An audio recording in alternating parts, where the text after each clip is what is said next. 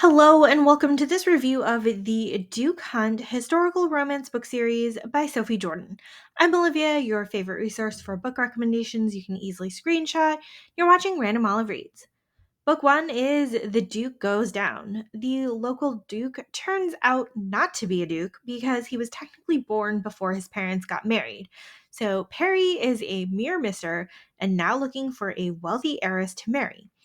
The vicar's daughter Imogen wants to deter Perry from his scheme and protect the women of the village, so she spreads rumors about Perry to dissuade the young ladies.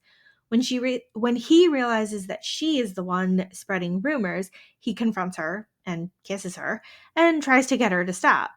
These two have had a long childhood history of animosity, so the latent attraction springing up in the present is super entertaining to read. We also get a bit of backstory of why Imogen is so cautious of trusting Perry and his motives. This book was a lot of fun, and Imogen's rumors were hilarious.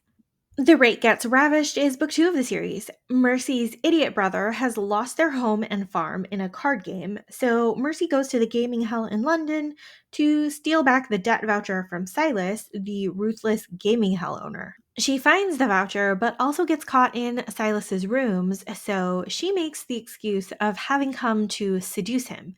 He's resistant at first and they banter a bit, but the steam starts early in this book before Mercy flees back to her farm.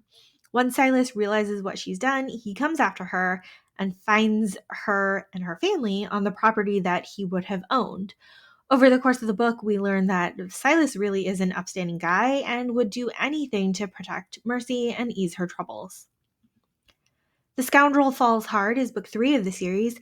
Kellen and his father have been swindling a country village by posing as the new duke and heir. The village people are out for blood and have chased Kellen and plan to hang him.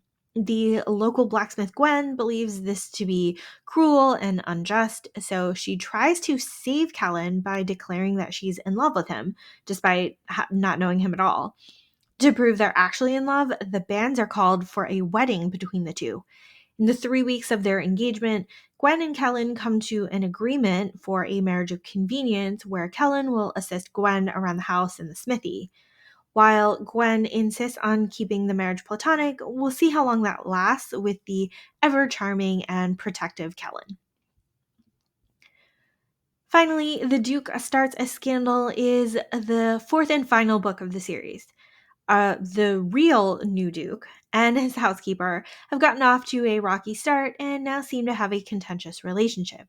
Susanna has been the housekeeper at the estate despite her relatively young age for the role and is really annoyed by the arrogance of the new Duke. Lucian had lived in poverty with his younger sisters until it was discovered that he was the Duke, and he has a scandalous secret of how he earned the money to support his family. Obviously, Lucian and Susanna don't trust each other much, but Lucian's irritation is mostly due to the stress of his new role and the attraction he feels for Susanna. A house party that Lucian hosts sets up more trouble as Susanna is confronted by a man who knew her when she was young. We get to find out Susanna's secrets and what brought her to work as a maid and then housekeeper all those years ago. The romance between Lucian and Susanna is pretty straightforward once we get past the disgruntled misconceptions they have of each other, and we do get to see these two become more open and honest with each other. The series was pretty fun to read with the premise of a duke turned illegitimate and then finally meeting the new duke. The series works best reading in order, but each book works fine as a standalone. We have a group of strong, independent women throughout, and it seems like they're all pretty good friends with each other. My favorite of the bunch was book 3, with the village chase giving a lot of action and drama right up front. I was slightly disappointed that book 4 didn't interact with the village much, and we didn't see the characters from previous books return in the way that we saw them reappear through books 2 and book 3. Otherwise, it's still a great series to read. Thank you so much for watching this video. Links to all of the books are in the description box. Like and subscribe to get updates, and you can follow me on Instagram at randomolive.